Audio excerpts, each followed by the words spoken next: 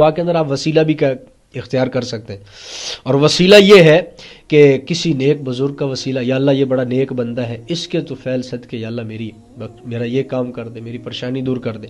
اور سب سے بڑا وسیلہ ہم اہل سنت والجماعت الحمدللہ وسیلے کے قائل ہیں، اور سب سے بڑا وسیلہ، سارے ولیوں سے بڑا وسیلہ، سارے قطب ابدال سے بڑا وسیلہ، سارے صدیقین شہداء سے بڑا وسیلہ، وہ در جس در پر آئے بغیر کوئی ولی نہیں بن سکتا، اللہ کے نبی سے بڑا کوئی وسیلہ نہیں۔ حضور کا وسیلہ آپ دیں کہ اللہ حضور کے صدقے، حضور کے وسیلے سے میری بخشش فرما، میری مغفرت فرما، میرا یہ مسئلہ حل فرما، میری وہ پریشانی دور کر، تو اللہ کے نبی کا وسیلہ دیں۔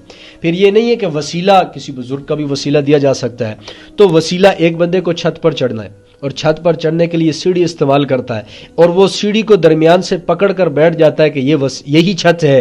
دیکھنے والا کہے گا کتنا بے وقوف ہے، نادان ہے، ابے چھت تو اوپر ہے، اوپر چھت پر تو پہنچو۔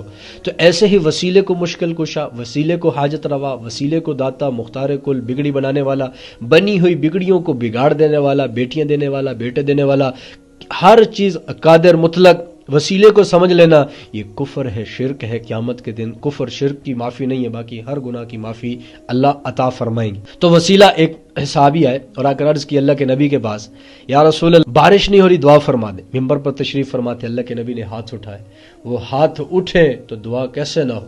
اللہ کے نبی نے ہاتھ بلند فرمائے، دعا ختم نہیں ہوئی تھی کہ ایک دم بادل آئے، بجلی چمکی، بادل گرجے، بارش شروع ہو گئی۔ سارے وہ چلے گئے، صحابہ کرام، ہلکی ہلکی بارش شروع ہوئی، صحابہ کرام گھروں کو لوٹ گئے۔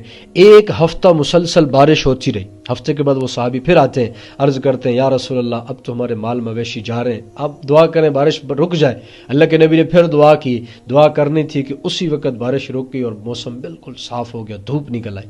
یہ اللہ کے نبی کی دعا تھی۔ اور وسیلہ دینا جائز۔ حضرت عمر رضی اللہ تعالیٰ عنہ کے دور میں ایک دفعہ قحط پڑ گیا۔ جب قحط پڑ گیا تو پھر حضرت عمر حضور دنیا سے پردہ فرما چکے تھے۔ حضرت عمر نے حضور علیہ السلام کے چچا عباس کو لیا اور ساتھ میدان میں، اور عرض کی یا اللہ جب تک آپ کے نبی ہم میں موجود تھے ہم ان کے صدقے، ان کے وسیلے سے دعا کرتے تھے، آپ دعا قبول فرما لیتے۔ اب حضور علیہ السلام کو سب سے زیادہ محبوب ان کے چچا عباس تھے، ان کا وسیلہ دے کر دعا کرتا ہوں رحمت والی بارش عطا فرما۔ اللہ نے حضرت عمر کی دعا قبول کی اور بارش برسنا شروع ہو گئی۔